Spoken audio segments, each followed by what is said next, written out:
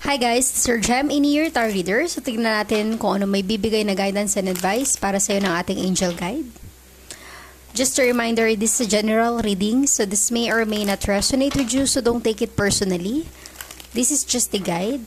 This is also a timeless reading, so kung panood mo ito sa ibang panahon at ibang pagkakataon, possible na nakatadhanang mapanood mo ang reading na ito.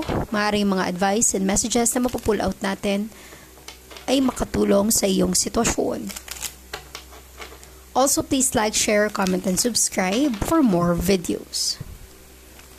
Angel Guide, give me some message, guidance, and advice para sa ating mga viewers and listeners. Angel Guide.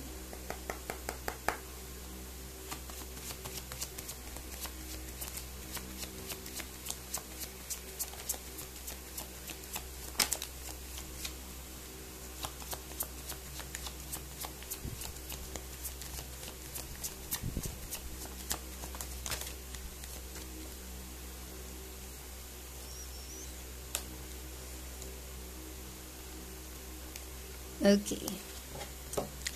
Let us see your energy. Angel guide you have here. Look for a sign. Ibig sabihin yan, kung meron kang mga kailangang pagdesisyonan or pinag-iisipan mo sa buhay mo na kailangan mong gawin, at hindi ka sigurado, nag-aalinlangan ka, look for a sign. Meron kang pagdududa, look for a sign. Okay? Don't stop. Believe in yourself. Be confident. Okay? Forgiveness. Forgive and forget. Madaling sabihin, mahirap gawin, pero very powerful ang forgiveness. Okay? Para bang maaalis yung burden sa buhay mo. Kung ano man yung pasan-pasan mo na problema or hirap sa buhay, maaalis yan. Very powerful ang forgiveness. It's a positive yes for you. Okay? Claim it. You just have to trust the process of your life. Diba? Lahat ng nangyayari sa ating buhay may purpose, may dahilan. You just have to trust. Nothing is impossible. Okay?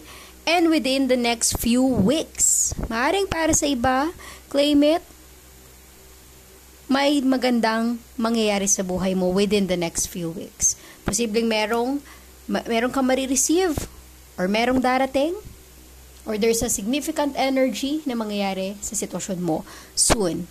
Okay? So, you just have to trust the process of your life. So, resonate as it is. Please like, share, comment, and subscribe for more videos. Thank you.